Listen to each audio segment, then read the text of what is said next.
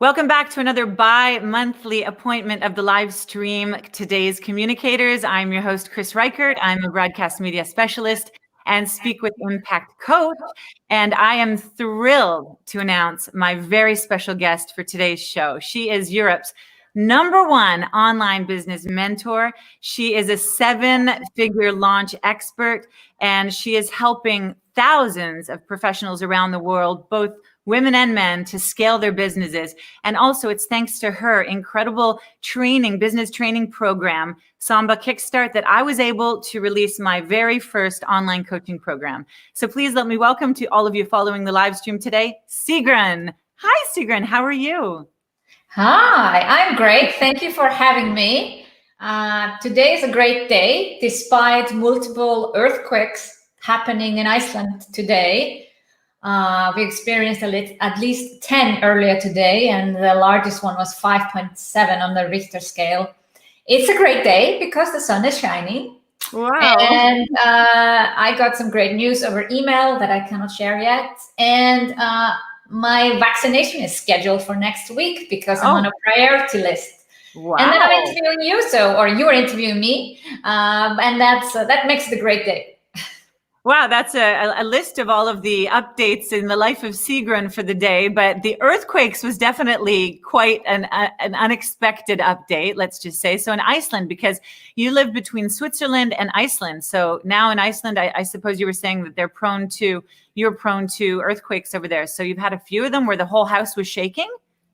Yeah, we have regular earthquakes in Iceland. We live on the plates, where the North American plate and the Europe-Asia plate meet. This is something that people should learn in geography in school. And the Atlantic Ridge is basically a ridge that goes through the Atlantic Ocean from north to south, over a whole Earth. And Iceland sits right on the ridge where these two plates come together. And the country grows 2 centimeters a year. So the country gets bigger and bigger. The growth happens through volcanic eruption and earthquakes. And so it's not unusual to have an earthquake, but let's say it's not something that happens daily or weekly or monthly or even annually. So when it happens, it shakes us up a bit and makes us aware how small we are, how tiny our troubles are, how insignificant all the little details are, because there is a bigger force out there and they can suddenly decide what's on the agenda for the day. Oh, yeah, absolutely. Wow. So apart from being Europe's #1 online business coach, you're also a geography teacher, because we just got all a lesson in seismic action in Iceland here today with Sigrun. So Sigrun, it's actually thanks to taking your advice that you're here with me during this live stream broadcast today. Do you know why? What is it? Well, you gave a TED Talk some time ago, and in the TED Talk, your slogan was, be inspired, think big, and take action. And I did exactly that, because I have been so inspired by you and everything you do. I thought big, and I imagined you here doing the live broadcast with me. And then I took action by contacting your team and just boldly asking for you to be a part of this. And you agreed. So here we are. That's how it happens. Yeah. That's how it happens. And so for anyone who didn't see that the TED Talk yet, I love that story behind the bold action, taking action, and the story about the CEO. And could you tell that story again for anyone who hasn't heard it? Yeah, I think at some point I realized there was a story in this, in the things that I'd done in my life. I was contacted by TEDx Zurich Women board member. She had seen me on multiple webinars in my first year of business. So they discovered me. It was not the other way around, which is nice. And it was by doing what you were doing right now. I was doing weekly webinars. I was teaching something specific. Yesterday I was teaching lessons from a 7-figure launch webinar. And I was doing this way more frequently in my first year of business. I was teaching Canva and Mailchimp and all the tech tools, which I no longer teach except inside my programs. And so these were free webinars. Anyone could sign up, and she signed up and attended a few of those webinars. And then came a point after about 3 months of doing those weekly webinars that I decided to offer free business breakthrough sessions to get to know my audience a bit better and hopefully work with some of them. And she, asked me at the end of the 30-minute session after I had helped her, would you like to speak on TEDx stage? And I'm like, of course. It was already on my vision board for a year. Wow. But I did not feel ready. And this is a typical female thing. When are we ready? We are never ready. We just have to jump when the opportunity arises. So I quickly said yes. And then, of course, I had to think about TEDx is all about ideas worth spreading. Right. And then, of course, you think to yourself, do I have an idea worth spreading? And I was like, I'm not sure. So I did hire a TEDx coach. She had been someone who had run TEDx in Lausanne, in Switzerland, for a couple of years. She was not doing it any longer. And I knew her because she was based in Zurich. So we did an exchange. She wanted to join one of my programs. You do these things in your first year of business. You do barters. I don't do that anymore. But, we did an exchange. I coached her. She coached me. She was not even a speaking coach, but she helped me just figure out that I do have an idea. We all have some ideas worth spreading. Yeah. We just have to pull them out and get them out. And so by sharing my story with her, she noticed that I had often taken some bold action that most people would not dare to take. Even just asking for someone to come on your podcast or on your live stream. Most people don't do that. Mm-hmm. And I had done a very bold thing. Now it's 16, 17 years ago. I was working as a project manager in a small software company and pretty happy with my job. It was a small 15 people company. My sister was there working too. And I was in charge of the counts. I was in touch with all the customers. But there was a CEO there.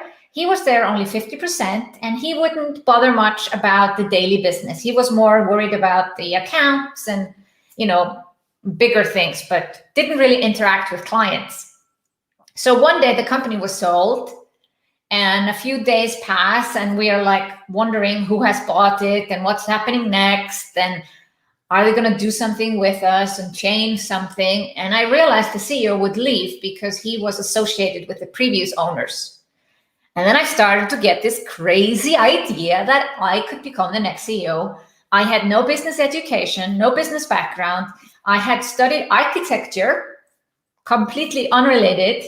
I was doing computer science studies on the side, but basically I did not have any qualification for the job. But I felt I had something because I had been there for a year. I had talked to all the clients. Everybody was happy with my work. I'm like, maybe. But of course I had big doubts, and I started to ask around. First, I asked my sister because she was working in the same company. So I did not want to have her against me. And she said, yeah, go for it. I asked my dad. He said, yeah, go for it. And I'm like, I don't know anything about accounting. I'm like, you have people for that. And then my mother is like, I don't know. Typical mothers, very careful. Don't want you to be hurt. So I contacted the people that bought the company. I finally figured out who had done it. It was a company that owns a lot of companies. So they didn't even care. The guys at the top didn't even care who I was. So I talked to someone at the office that I, was an acquaintance with, and asked her what I needed to do. And she said, send me a 2-page memo on, what the status of the company is and what you envision. So I wrote this 2-page memo. I sent it to her. Nothing happens. 3 weeks later, I take 1 day off from work to study for an exam in computer science. Exactly that day, the new owner comes to visit the company. And you're not there. And my sister calls me up and says, the guy is here and you are not here. And I'm like, oh. And I was immediately worried that he would not have my memo. He may never have received it. I'm not there to, say hi to him. Will he forget about me? I realized, and sometimes people will have this. There is this golden opportunity right in front of you. You can either do something about it in that moment or forget about it for the rest of your life. Mm-hmm. Sounds very dramatic, but that's the way it is. There are opportunities like that, and you have to take quick action. Of course, my exam was already out of the window. Like I couldn't focus on studying for the exam. So my next obvious choice was to figure out the phone number of this guy.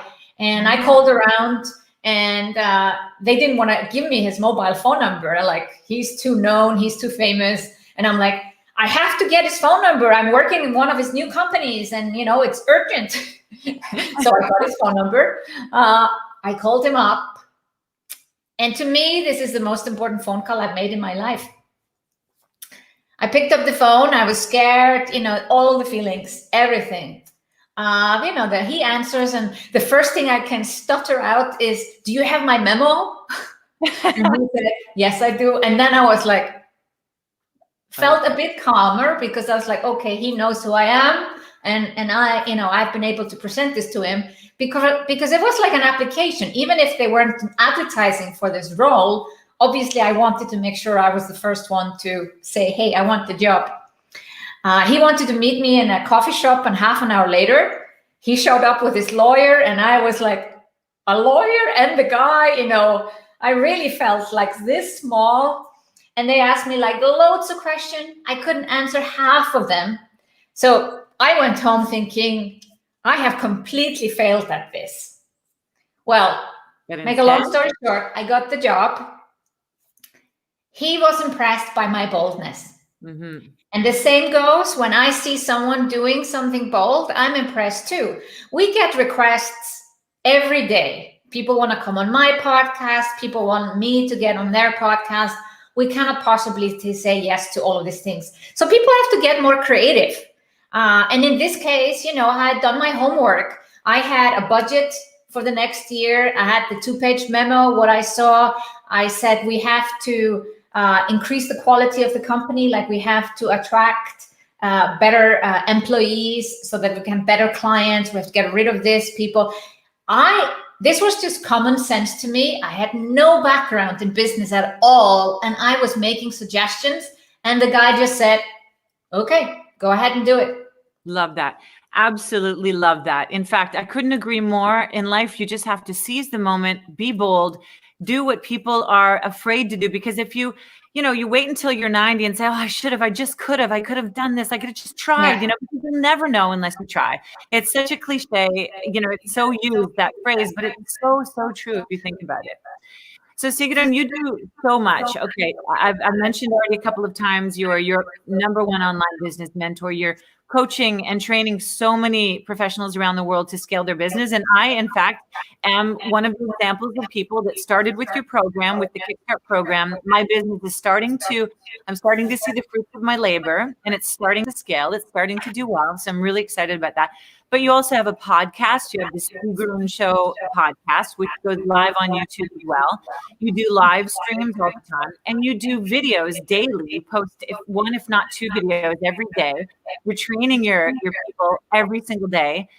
And your videos and your training is always very structured, consistent, very high quality, and very approachable. These are definite, beautiful qualities in any kind of training, because your approachability, your likability that you naturally have allows people to really excel as they watch you. You could be doing the most mundane, like drawing on your whiteboard, but you make it fun, and you're very dynamic, and you make people feel like they can really reach out to you and talk to you, like you become, a business mentor, but also like a friend.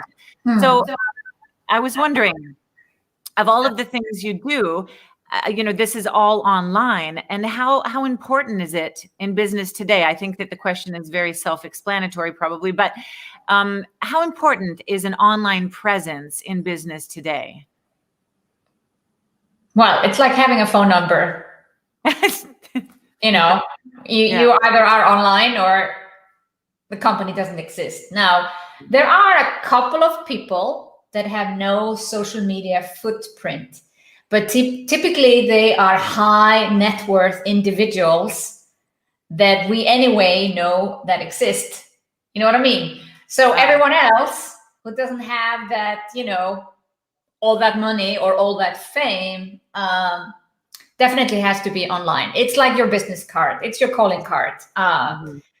But beyond that, I think any type of business needs to not just have a presence, you need to also actively engage with your audience. Yeah. And I remember I saw a couple of months ago a musician that was quite upset about how the music industry has changed. And I was like, excuse me. So I have seen musicians embrace this change and do the best how this has all happened. And others have been, become the negative Nelly, like feeling sorry for themselves that they cannot just sit in a corner in their cave. Let's say cave, that's even a better word. That they cannot just sit in a cave, produce music, and the world magically will discover you and find you and think you're awesome and buy all your, music or whatever. That's not how it works. You have to, marketing has become a huge part of being discovered, making people like you, making people trust you. So it doesn't matter if you're a musician or a business coach, you got to do that work. And if you're not doing it yourself, you got to have someone help you do it. Yeah. And I remember reading this rant of this musician. And then at the same day, I saw one of my favorite musicians here in Iceland. He's a gay guy. He sang at my wedding. I'm going to get him for my next birthday. He's like, he's the number one guy here in Iceland. And he embraces social media. He will go online and say, guys, I'm giving us, there's a new song coming out tomorrow. Can you do me a favor? And people are on it to go on Spotify, subscribe to his channel, listen to his song because he asked for it. Why are they doing that? Because he has created, this engaging community that just loves him and everything he does. And you know what he's doing that's probably the winning aspect of having this engagement, having this follow through from his fans, is that he's consistent, most likely. He's probably going to his fans every single day, talking to them, sharing all parts of his life. And then when it comes time to ask for their help, which is maybe once a month, let's just say, they're willing to do that. But if he were to come to them every single day asking for help, they probably wouldn't. Because first you have to kind of let them be a part of your life, share your life, and communicate with them in a way that you've created this relationship. And so then afterwards, they love to help you out. That's when you create kind of like a commitment in a way. Yeah. So that's great. And that's why I was quite upset when I saw the rant from this one musician, because I was like, excuse me, I have to do this. I have to also go online. I'm sharing what's working in my business, what's not working. The webinar I did yesterday was not a launch. I was purely sharing the lessons from my $1 million launch. And because I love people to learn from it. Now, if people decide to work for me because based on this webinar, great. But it was not a marketing campaign or anything massive about it. But if you honestly share, and I've got messages already today that people are implementing what they learned yesterday. So I'm happy. I want to hear back after a couple of weeks how their launches have improved. And I didn't get any money for it. So you have to give value. You have to give before you ask. And I don't care if you're a musician or a carpenter or a business coach. We all got to be out there and, give value. Yeah. It's like in your training, you said, when you're first starting out, you need to give value for what you're doing. People aren't just going to jump at you because all of a sudden you have an online course or a coach. You have to prove to them that you're valuable. You have to give credibility and context to what you're doing. So the discovery calls, just give a bunch of discovery calls, help people with your training so that they understand. And if they want to work with you, great. If not, then you've just given value. And it's also a learning process for the person that's doing it. Like, just doing those discovery calls, I learned so much even about my capabilities and and every time it's like putting in a paper in university and you overcome some obstacle or something new you discover about your skill set. So what about the pandemic? Okay, so many businesses and unfortunately so many people around the world have really suffered with how, the business aspects have changed. But given that your business activities have always been online anyway, how has the pandemic affected your industry? Well, it's a boom, to be honest. Right.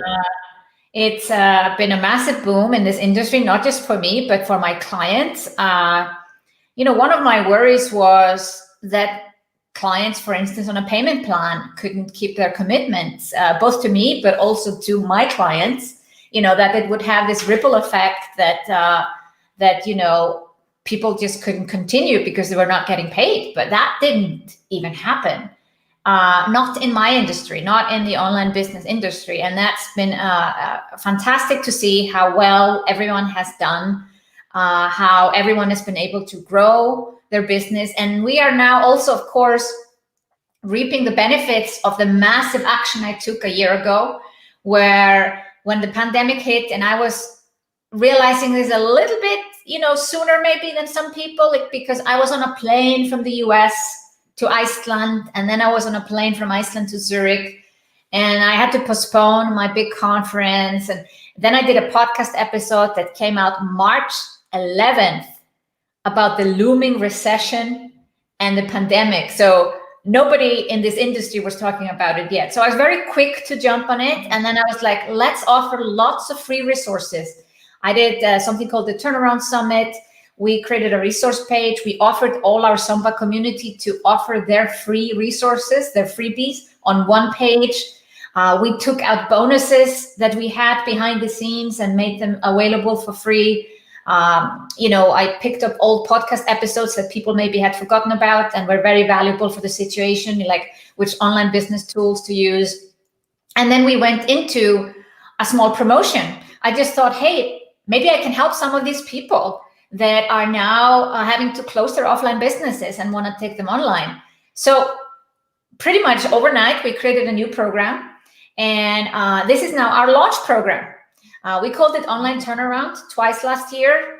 We switched the name to Samba Accelerator. I might switch the name again, but basically it's our launch program. I took a 3-month program out of a bigger program and, decided I was going to teach anyone, whether they're online or offline, how to really market and sell a program. And this was fantastic. We basically, did 3 rounds of the program last year, and we are now heading into, we're starting the next one in April this year. So the pandemic was massive. I think we had a $660,000 launch in June last year based on all the efforts we were doing. Then we had a couple of other multiple 6-figure launches, and now we had $1 million launch. And I think the pandemic is, plays a part for sure. We did a lot of good things, and I've been launching, 25 times in the last 7 years. But it was the pandemic that is kind of creating this huge demand, because I'm not the only one having a 7-figure launch. I've multiple friends that are doing it too. So I'm thinking, there's a massive surge, and those who were hesitating, they were maybe hesitating still last year, and now they're like, okay, this is going to take a little bit longer. We cannot just go back to normal and pretend things are going to go back. So yeah, it's been a huge boom. And I like it that countries that maybe were a little bit behind, want to mention Italy, for instance, online suddenly became a thing. And now I don't have to explain to my friend what Zoom is. Everyone knows what Zoom is. So that's a big benefit too. If only we had invested in Zoom, if we had oh yes, in the stock market right before this happened, or with Amazon. So in my career, I remember when I wasn't necessarily shifting, but when I did a lot of work on television, and then I started working on the radio, and then I ended up shifting all of my focus onto the radio, and I did live radio for about 13 years. And I remember it was, I instantly adapted a new approach to doing radio that was different than what I would do in television, because it was a different kind of speaking. It was more intimate. It was more authentic. It was less scripted and not so contrived. In television, you're handed a script. You've got to memorize it based on the television company. on the radio, you have essentially what you have to talk about. Now, I wanted to ask you if you also noticed a difference in your approach when, like when you went from, you still do videos, of course, but when you're on video, as opposed to when you're on doing your podcasts. I actually do all my podcast interviews on video, so I don't really notice a difference. And I actually feel very weird when I am interviewed for a podcast that doesn't have a video and the host opts for a tool where I will not see the person I'm talking to. Now, obviously, I can maybe then close my eyes and imagine, but I am so used to video. I've never done it any other way. Even if in the beginning, when I started to record my podcast, I had a tool to record the audio on both sides. And I still used Zoom to see the person. And then I discovered the option with Zoom to record 2 audio tracks. And then I was like, okay, why am I using this extra tool? So I skipped that. The quality is not, perfectly, like if you want to be really pristine about your audio quality, but it's good enough. It's good enough. And I have audio editors that work with BBC, so they make sure it's perfect. Yeah. That was one of the things that I really paid attention to. I never did a course in podcasting. I've never had a podcast coach, but I found an agency that I knew was doing high quality editing. And I paid a lot of attention to having a good microphone. And now I'm even a little bit ashamed because I moved into my new penthouse a couple of months ago, and this office space is still echoey. So we still have a little bit echo here.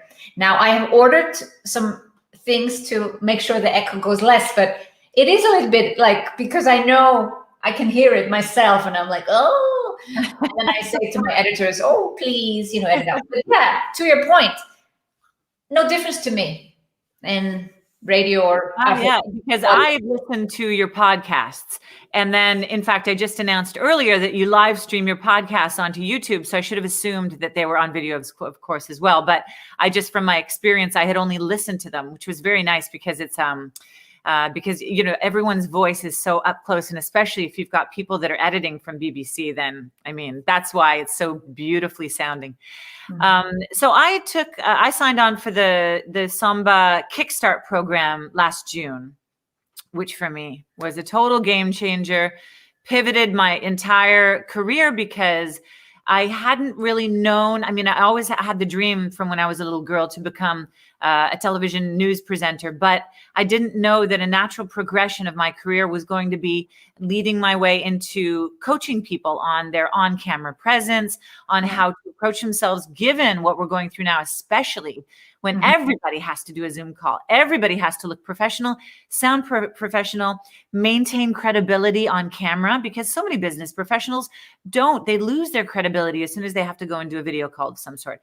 So instead, what is the Samba Momentum program for? Because that's a different level. That's a higher level. So for people who aren't necessarily just starting out with their coaching program or their courses, I should say, but professionals that are on a different level. Who are the professionals that sign up for the Momentum program? Yeah, I think for anyone that maybe doesn't know enough about my programs, I want to explain all of them. I have one ideal client, and everyone in business should have one ideal client. And this ideal client can be in different stages. So it's not a different person that joins my different programs. It's the same person, but they have progressed. They have, advanced in their business.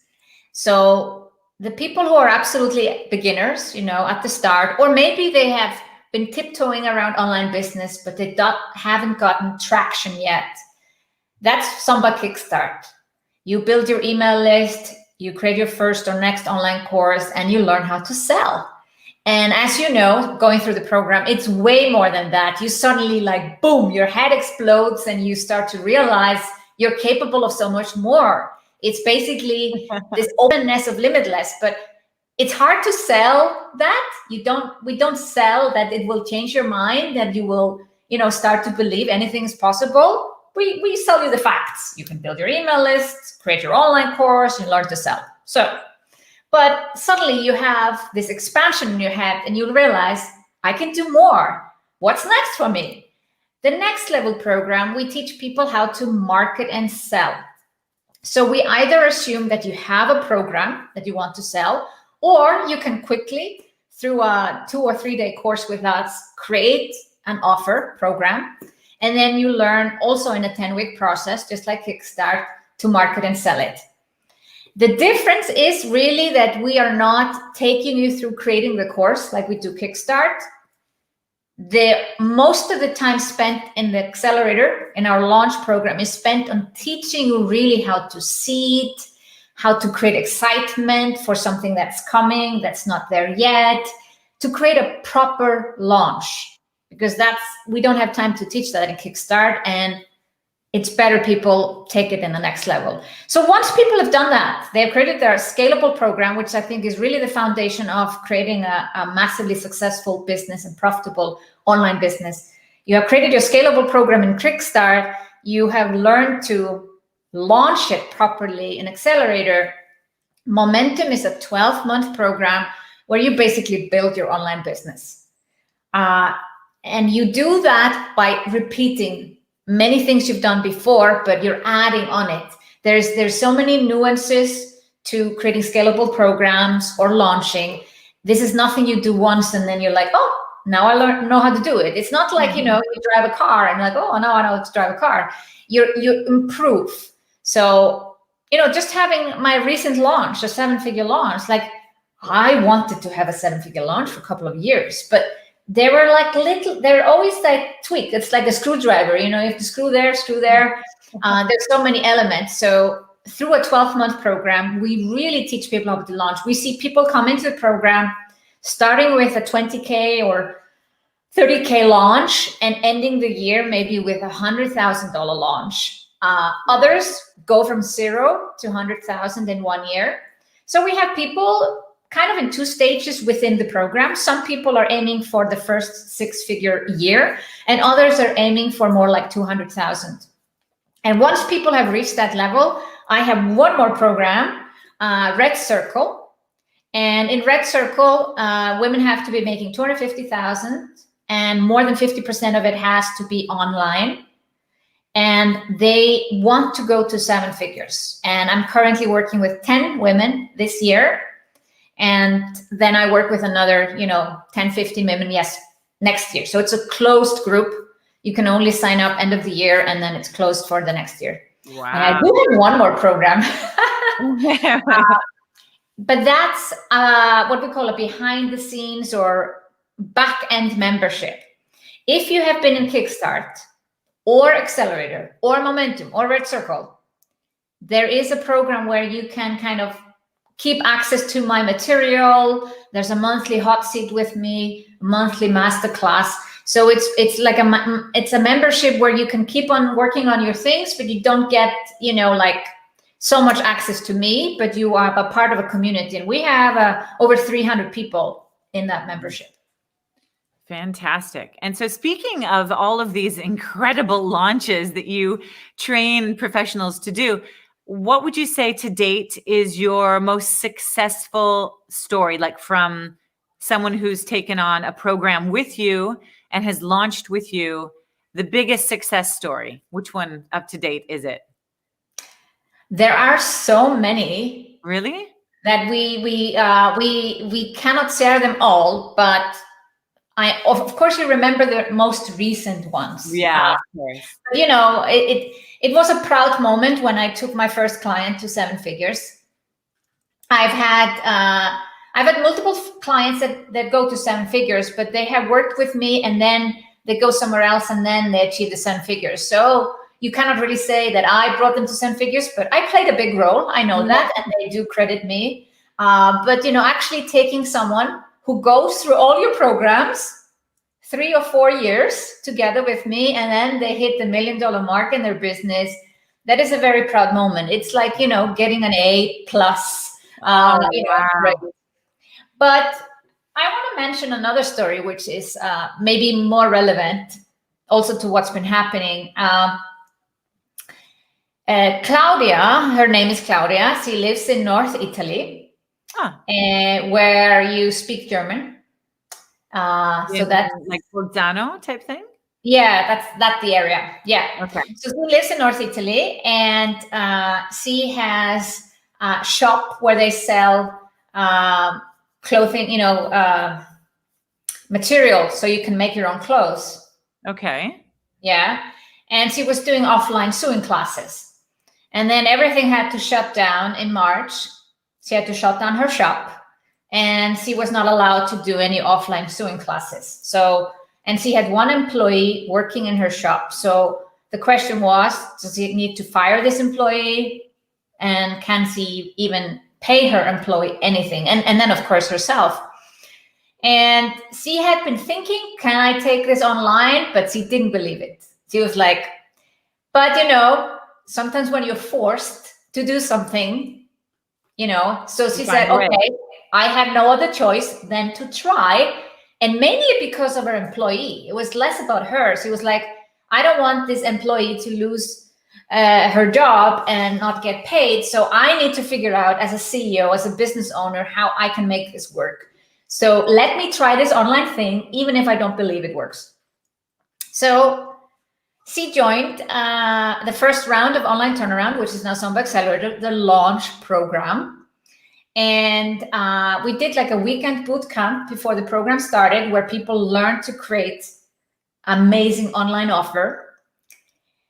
She joined the program, and in the first week, I said to the people in the program, go and sell, what I call a short-term offer, something simple, something easy, where you don't need a sales page, you don't need a marketing campaign, nothing. So I teach them how to quickly sell.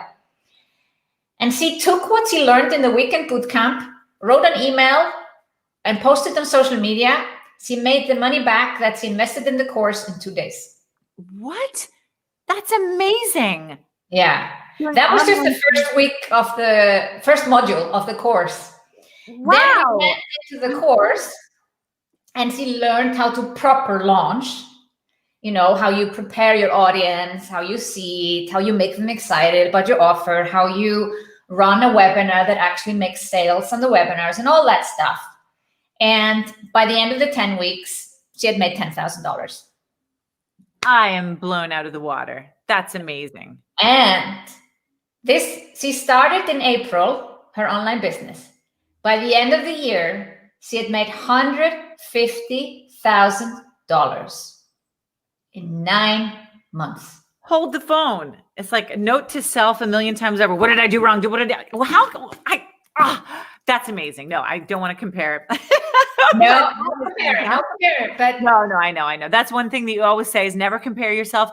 If anything, the other stories are to inspire us and to get, the wheels turning and to get us like, okay, they can do it. I can do it too. Great.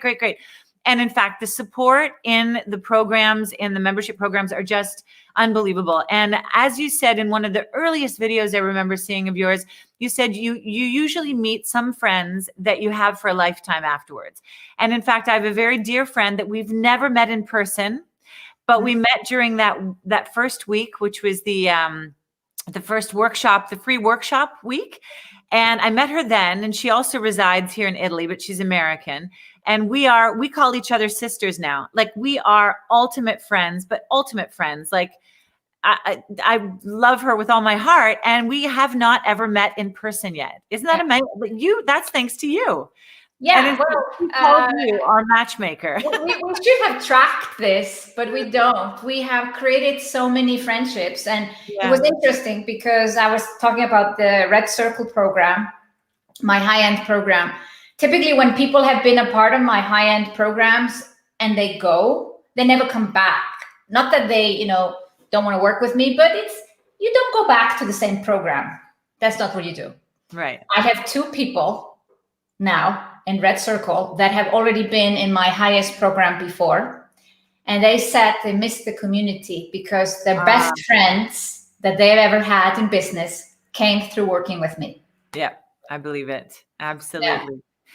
Sigrun, there are so many things that I have written down that I would love to ask you about, but I don't want to keep you here all day. You've already dedicated so much of your time to this live stream, and I appreciate it so much. You are a very, very busy individual, and you're creating great things. And I just wanted to thank you for everything you've helped me achieve up to this point, and things I will continue to achieve, and also for everything you do for all of the others that you train and help. So thank you for being a part of this with all my heart. Thank you. Thank you for having me. Right on. Okay. Thanks for everyone following live on YouTube, Facebook, Twitter, and LinkedIn. We'll see you in 2 weeks for another appointment of today's communicators. Take care, everybody. Bye, Sigrun. Thanks again.